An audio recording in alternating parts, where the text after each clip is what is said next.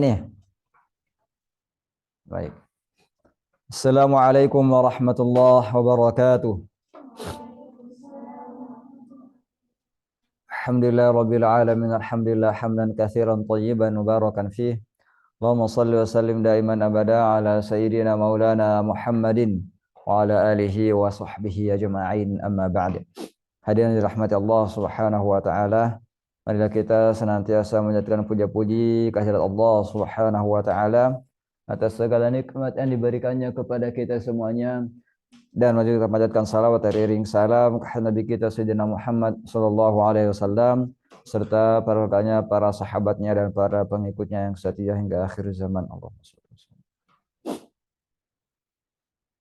Insyaallah pada kesempatan kali ini kita akan melanjutkan penjelasan kita di bab waqaf dan ibtida, halaman 115.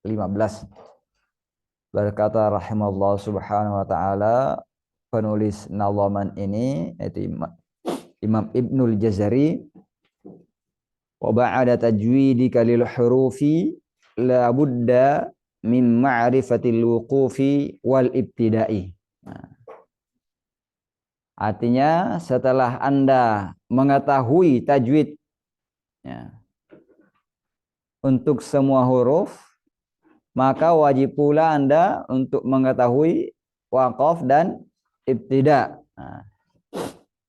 Jadi pada bab ini akan menjelaskan mengenai waqaf dan ibtida. Apa gunanya mempelajari waqaf dan ibtida? Ya, tidak jauh beda dengan mempelajari tajwid. Kalau tajwid ada memperindah bacaan Al-Quran, ya, dan menjaganya daripada kesalahan bacaan. Ya. Kalau waqaf dan ibtida adalah memperindah sekaligus menjaga lafaz-lafaz Al-Quran dari perubahan makna. Nah, ini. Karena waqaf dan ibtida tidak baik, atau waqaf dan ibtida yang tidak baik itu akan mempengaruhi makna, membuat makna juga menjadi rusak, rancu, kacau. Dan waqaf dan ibtida yang baik akan juga memperbagus makna, memperindah makna, mempercantik makna. Ilmu-ilmunya didasari oleh pengetahuan tentang i'rab dan pemahaman terhadap makna-makna bacaan yang terkandung di dalamnya. Sebagaimana kita ketahui bahwa seorang pembaca itu tidak dapat membaca Al-Quran sekaligus satu juz senapas. Nggak juga membaca Al-Quran satu surah senapas. Terkadang juga kalau ayatnya panjang nggak bisa membaca satu ayat senapas. Maka di sinilah pentingnya mengetahui waqaf dan ibtida, agar tempat kita waqaf bagus maknanya dan tidak merusak makna. Kemudian apa dalil yang melandasi adanya waqaf dan ibtida? Yang pertama, riwayat dari Ibnu Abu Mulaikah an Abdullah bin Abi Mulaikah an Ummi Salamata, daripada Abdullah bin Abu Mulaikah daripada Sayyidatina Ummu Salamah radhiyallahu taala anha, annaha su'ilat an qiraati Rasulullah sallallahu alaihi wasallam. Beliau ditanya mengenai tata cara bacaan Nabi sallallahu alaihi wasallam. Dia mensifati bacaan Nabi sallallahu alaihi wasallam. Faqalat kana yuqatti'u qira'atahu ayatan ayah. Nabi sallallahu alaihi wasallam memutus bacaannya ayat demi ayat. Jadi setiap ada ayat berhenti, setiap ada ayat berhenti. Nah, dia contohkan di sini Bismillahirrahmanirrahim, berhenti. Alhamdulillahirabbil alamin, berhenti. Ar-Rahmanirrahim, berhenti. Maliki yaumiddin, berhenti. Begitu contohnya. Kemudian yang kedua dalilnya adalah asar daripada Imam Ali radhiyallahu taala anhu, ketika beliau ditanya mengenai makna tartil yang terdapat pada Al-Muzammil ayat 4. Apa itu? Warattil Qur'ana tartila, dan baca Al-Qur'an dengan tartil. Yang menjawab at-tartilu huwa tajwidul huruf ma'rifatil wuquf. Artinya tartil itu adalah memperbagus bacaan huruf-huruf. Huruf-huruf dalam Al-Qur'an diberikan hak-haknya, diberikan sifat-sifatnya dengan baik, baik sifat lazimah maupun sifat yang tidak lazimah. Kemudian mengetahui seluk-beluk wakaf, di mana harus berhenti, di mana harus memulai lagi. Nah, sekarang kita akan masuki pembahasan pertama, itu wakaf. Apa pengertian wakaf?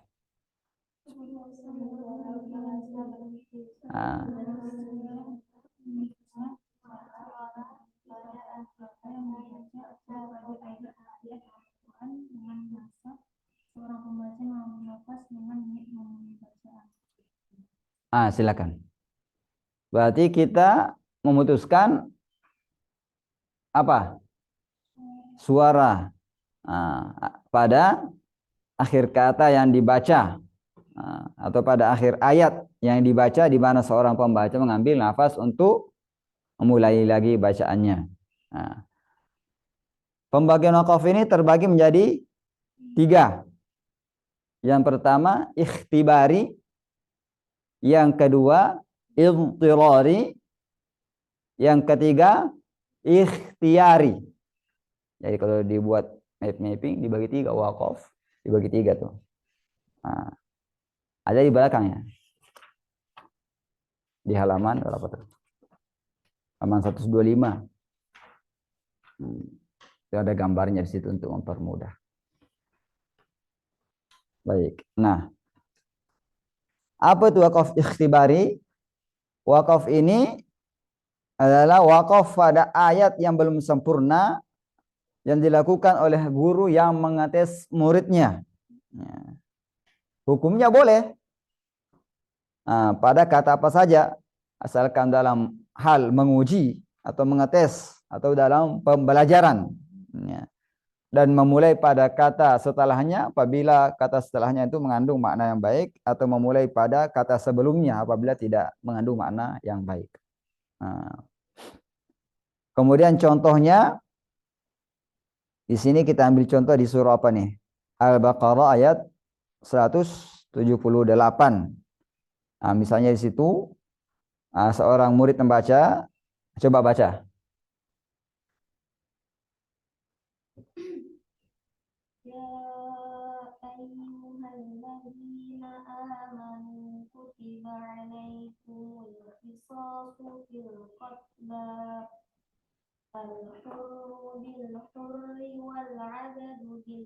Berhenti di sini. Bil abadi, bagaimana cara berhenti di bil abadi? Yang saya tanya yang ini. Bil abadi. Di sini ada 2 qalqalah yang berdampingan. Kalau wakaf di yang kedua juga harus sama, diqalqalahkan juga. Begitu. Ini disebut dengan wakaf apa? Ikhtibari. Artinya pengujian. Artinya juga seorang guru yang mengetes muridnya. Dia bisa nggak berhenti di kata itu? Kalau dia nggak bisa, berarti gurunya harus mengajarkan. Oh, begini cara untuk berhenti di sini. Karena terkadang ada kata-kata yang sulit bagi siswa untuk membacanya ketika berhenti. Maka guru mengetes, oh ini sudah bisa belum? Begitu.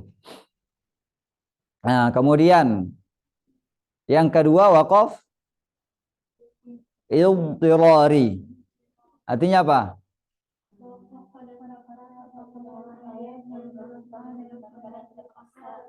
Sampai sini saja.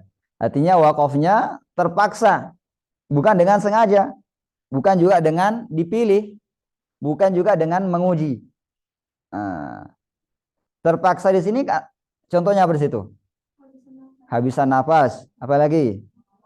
Menguap, apalagi? Ngantuk, apalagi kalau ngantuk.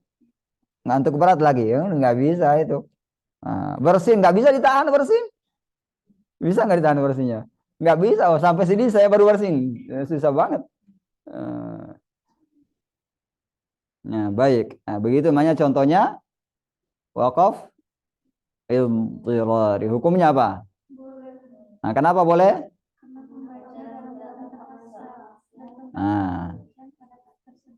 Nah, apabila kita wakaf pada wakaf idhirari dalam keadaan terpaksa, kita lihat apakah maknanya itu bagus. Nah, kalau bagus berarti kita boleh memulai pada kata selanjutnya. Kalau tidak bagus berarti diulang lagi dari awalnya. Ya, di awal kata yang menunjukkan kalau kata itu disambung dengan kata setelahnya dapat memberikan makna yang baik. Baik. Yang ketiga wakaf ikhtiyari. Apa artinya ikhtiyari?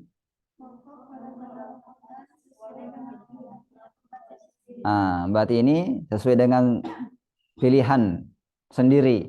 Di mana saja boleh, terserah.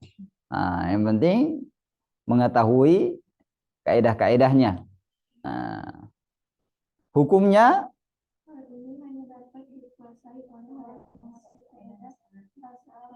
berarti menguasai apa? Nahwu saraf. Menguasai bahasa Arab. Karena memilih sendiri tempat atau kata yang dijadikan untuk wakaf. Makanya kalau kita melihat mushaf cetakan Indonesia dan cetakan Timur Tengah, terkadang itu wakafnya berbeda. Karena yang menentukan wakaf di situ adalah ulama yang berijtihad. Oh, wakaf di sini udah bagus menurut ijtihad beliau. Maka dia diberikan boleh berhenti di situ. Atau lebih bagus untuk disambung. Terkadang itu ada perbedaan. Ini adalah ijtihad ulama untuk mempermudah. Dari yang melakukan ijtihad ini adalah orang yang ahli bahasa Arab tadi.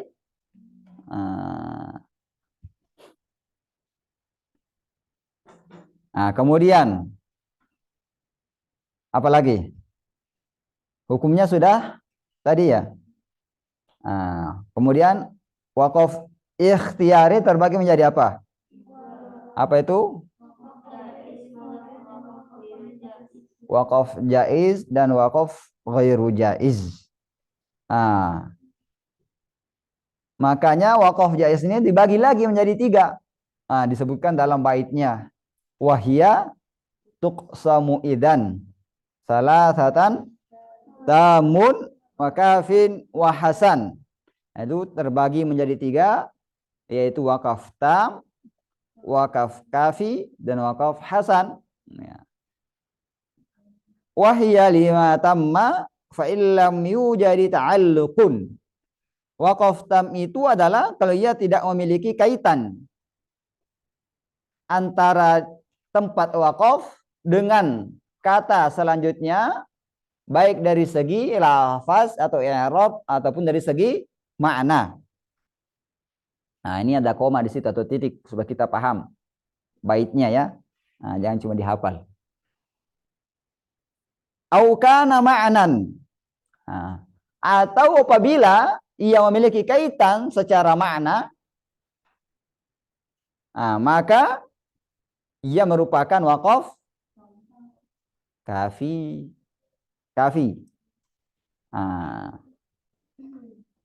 Maka di sini fatamu fal kafi. Maka memulailah jikalau engkau menemukan wakaf tam dan wakaf kafi, boleh mulai setelahnya langsung. Walafdhan famna'an. Ini menjelaskan wakaf hasan dari kata sini. Walafdhan famna'an. Jikalau ada keterkaitan antara kata setelahnya dengan tempat yang kita berhenti secara lafaz, maka famna'an, tidak boleh berhenti di situ. Illa rusal ai, kecuali dia berada di akhir ayat. Jawiz, maka perbolehkan. Fal hasan, namanya adalah wakaf hasan. Ini bisa dipahami baiknya. Sekarang kita jelaskan satu-satu. Sudah ditandai belum bait-baitnya? Nah, itu untuk menandai. Jadi kita paham ini sampai titik sini ada, saya paham di sini. Nah, titik sini ada lagi pemahaman yang baru. Nah, karena kalau dibaca terjemahnya saja, susah juga bagi yang tidak memahami baitnya. Tapi kalau dipahami baitnya, kemudian bisa juga nerjemahin atau paham penjelasannya, itu lebih mudah lagi. Baik. Nah, apa itu wakaf tam? Yang pertama disebutkan tadi. Nah, apa?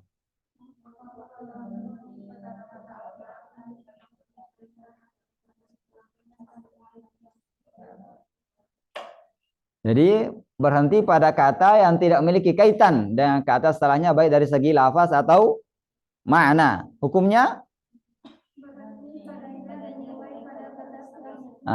boleh. Artinya boleh kita berhenti padanya dan mulai pada kata setelahnya. Karena ini sudah sempurna daripada penjelasannya, sudah sempurna daripada kisahnya, sudah sempurna daripada mau'izah yang disampaikannya. Apa artinya mau'izah? Nasihat ya? Baik. Contohnya misalnya berhenti pada ayat kelima daripada surah Al-Baqarah. Apa ayat kelima? Ulaika ala hudam min rabbihim wa ulaika humul muflihun. Nah, berhenti di sini boleh langsung kita melanjut dan memulai pada ayat setelahnya, innal ladzina kafaru. Mengapa demikian? Karena ketika berhenti di ayat kelima, maknanya sudah sempurna, pembahasan sudah selesai. Karena itu membahas sampai ayat situ pembahasan mengenai orang yang bertakwa. Innal ladzina kafaru, pembahasan mengenai orang kafir. Itu namanya wakaf tam, sempurna pembahasannya, sempurna apa lagi? Maknanya, sempurna apa lagi? Mau'izahnya. Begitu. Kemudian yang kedua wakaf kafi. Apa itu wakaf kafi?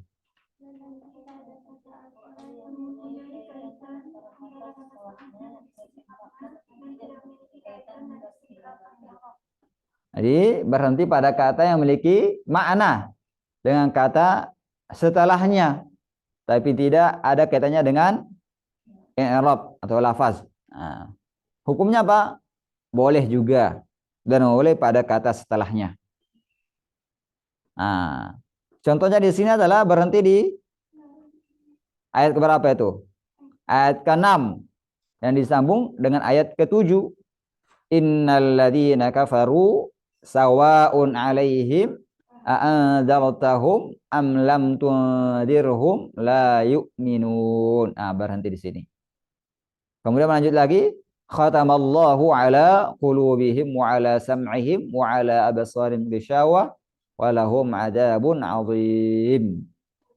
Di sini ketika berhenti di ayat ke-6, apalagi penjelasan tadi di situ, ia tidak memiliki apa? Kaitan dengan kata setelahnya, itu ayat 7. Kaitan secara apa? Secara i'rab, tapi lagi segi makna masih membahas. Apa yang dibahasannya? Orang-orang kafir. Ayat ke-6 dan ke-7 bahas mengenai orang kafir.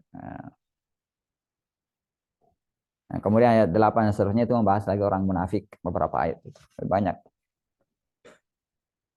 Kemudian yang ketiga adalah wakaf hasan. Apa itu wakaf hasan?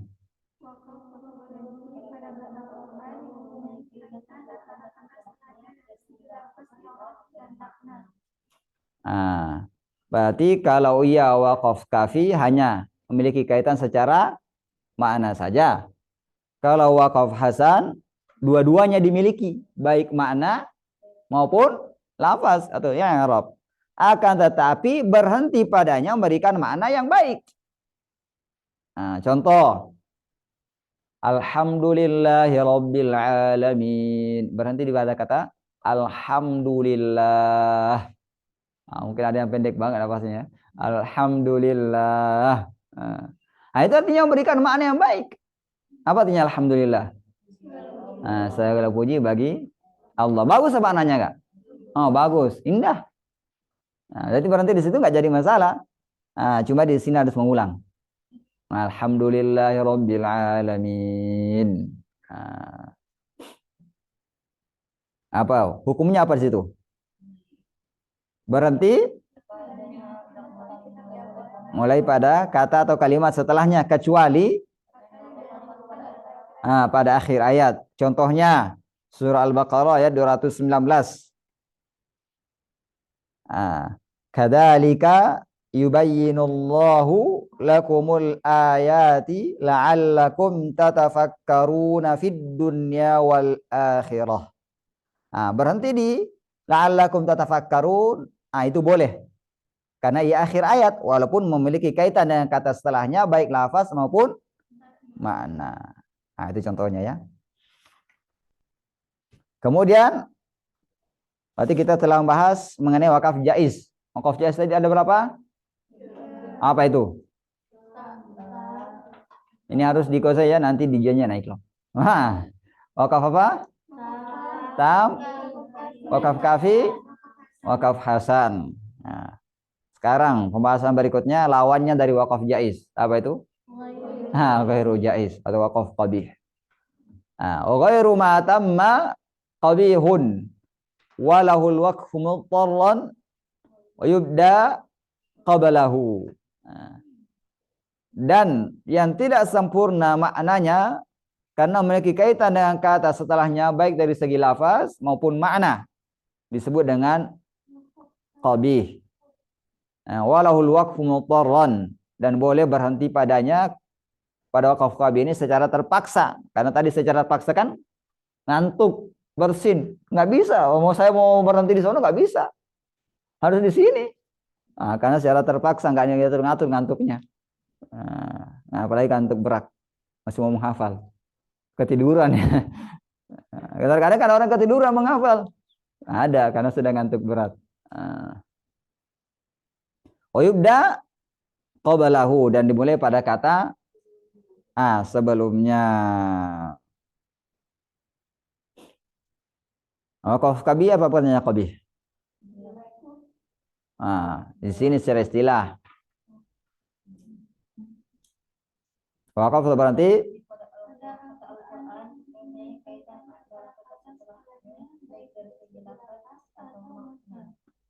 ini sama nggak dengan pengertian sebelumnya? Apa itu yang sama kira-kira? Wakaf hasan. Coba perhatikan. Cuma di sini ada perbedaannya dengan wakaf hasan. Kalau wakaf hasan, walaupun ada kaitan setelahnya, baik segi lafaz maupun makna, tapi berhenti padanya berikan makna yang bagus.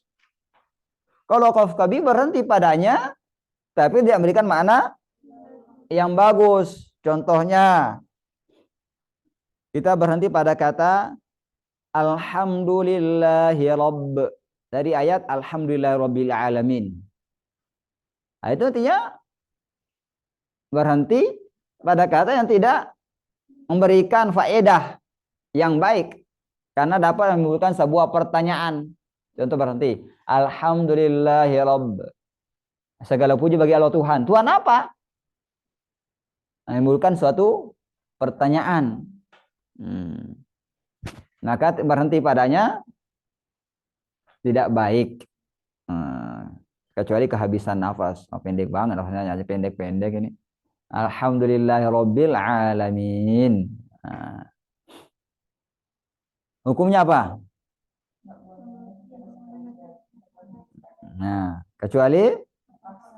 Kecuali terpaksa tadi ya. Kemudian contoh wakaf akbah. Nomor 3 ya, wakaf akbah. Apa akbah? Sangat buruk. Berhenti secara sengaja. Fa'alam annahu la ilaha illallah. Ketahuilah tidak ada Tuhan selain Allah. Dia berhenti. Fa'alam annahu la ilah. Tidak ada Tuhan. Ini nggak boleh di sini. Ini namanya akbah, sangat buruk karena menafikan keberadaan Allah. Menafikan keberadaan Tuhan, jadi ateis langsung. Ini kalau dia tahu artinya, tapi kalau orang tidak tahu artinya, mungkin masih dimaafkan ya. Tapi kalau dia tahu artinya, kemudian berarti secara sengaja, tidak boleh. Karena menafikan apa? Keberadaan Allah. Nah, termasuk juga wakaf kabi apabila apa? Pertama, wakaf pada mudhaf tanpa mudhaf alaih. Seperti wal muqimi as-shalah, berhenti di al muqimi. Nah, enggak boleh. Yang kedua, berarti qala Allah. Nah, berhenti pada fiilnya tanpa fa'ilnya. Nah, kemudian ketiga, nah, berhenti pada amil nasab tanpa nasab. Wa nada Nuhun ibnahu, berhenti di fiilnya, berhenti di fa'ilnya, pelakunya tanpa apa? Yang dinasabnya apa dinasab di sini? Maf'ul. Nah, tanpa maf'ulnya, objeknya. Nah, juga salah. Nah, berhenti di bukan pada objeknya. Wa nada Nuhun. Nah, artinya Nabi Nuh manggil. Siapa yang dipanggil? Anaknya. Nah, berarti kalau berhenti di Nabi Nuh manggil, enggak bagus kan? Nah, harusnya wa nada Nuhu ibnahu. Dia memanggil anaknya. Wa nada Nuhu ibnahu. Keempat, berhenti pada syarat tanpa jawab syarat. Ini yang mengerti yang pernah belajar di nahwu. Wa man lam yatuba fa ulaika humul zalimun. Dan siapa yang tidak bertaubat fa ulaika humul zalimun, maka mereka adalah orang-orang yang zalim. Jadi enggak bagus berhenti wa man lam yatub. Barang siapa yang tidak bertobat, orang kok bertanya-tanya, apa konsekuensinya tidak bertobat? Faulaika jawabannya faulaika humul zalimun. Nah, baik. Kemudian kelima apa? Berhenti pada mausuf tanpa sifat. Nah, ini enggak usah dicontohin. Atau fiil tadi sudah, atau fa'il tadi juga sudah, atau amil jar tanpa yang dijar. Tahu nggak namanya amil jar? Yang menjarkan huruf-huruf yang membuat kasrah kata setelahnya. Kemudian apa lagi? Apa lagi? Karena belum sempurna maknanya. Kemudian disebutkan bait ke-8, walaysa fil qur'ani min waqfin wajaba wala haramun ghairu ma lahu sabab. Artinya tidak ada dalam Al-Qur'an waqaf yang wajib berhenti atau haram berhenti tanpa memiliki sebab. Nah, tadi kalau berhenti di fa'alam annahu la ilah, ada nggak sebabnya? Sehingga membuatnya tidak boleh berhenti. Ada. Sebabnya menafikan keberadaan Allah. Enggak boleh kita nafikan keberadaan Allah. Harus disambung. Itu namanya haram berhenti di situ. Ada nggak? Karena ada sebabnya maka haram. Baik. Ada juga sebabnya maka harus berhenti. Itu apa? Wakaf mim. Wakaf mim itu harus berhenti. Ini sudah sempurna maknanya.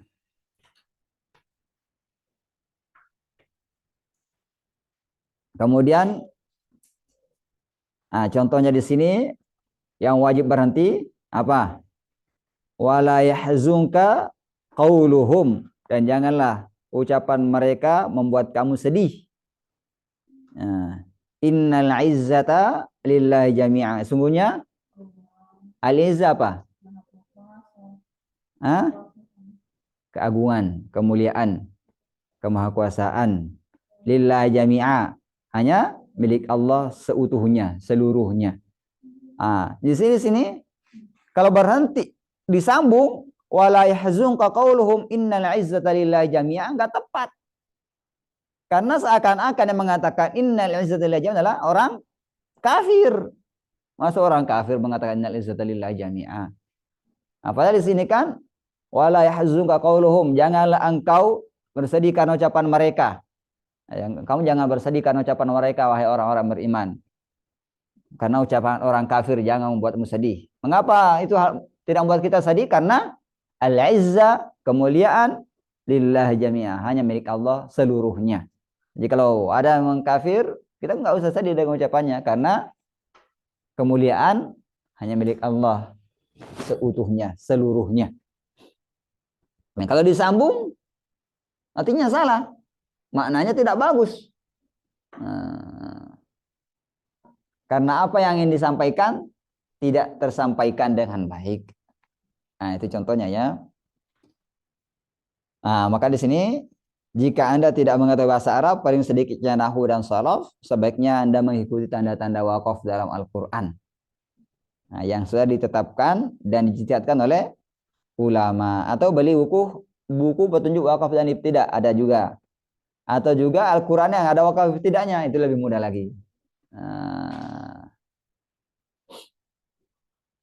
Nah, di sini berkata Ibnu Mujahid, tidak ada yang sanggup melakukan wakaf dengan sempurna kecuali seorang pakar nahwu, tafsir, sejarawan, peneliti yang terbiasa memilih kalimat ahli bahasa Arab yang dengannya Al-Quran turun, dan para fuqaha atau ahli fikih.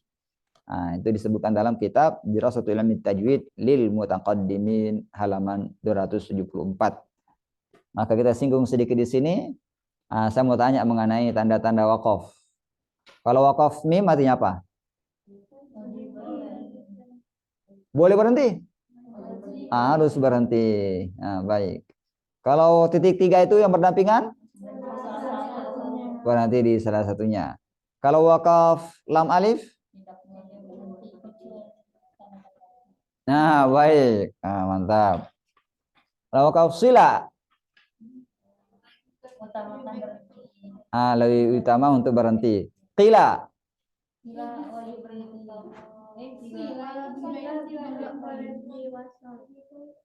Kalau qila atau qili, ada baca qila atau qili, sila dan sili ada baca. Qila apa artinya? Lebih bagus berhenti. Lebih utama berhenti daripada meneruskan bacaan. Kalau jim? Ini artinya sama saja, ia berhenti atau tidak. Kalau ain? Tempat yang bagus untuk ruku bagi orang yang sholat, karena menunjukkan kesempurnaan makna, kesempurnaan kisah, atau kesempurnaan artinya ain itu menunjukkan wakaf tam. Nah, saya tanya, kayaknya jarang yang ketahui kecuali yang perhatikan. To, nggak ada di buku. Biasanya ini cetakan Indonesia, cetakan yang lama. Lebih baik berhenti. Kalau nggak ada, waktu ditulis supaya diingat. Siapa tahu ketemu nantinya, atau ada muridnya yang tanya, kebetulan dia pakai cetakan yang lama.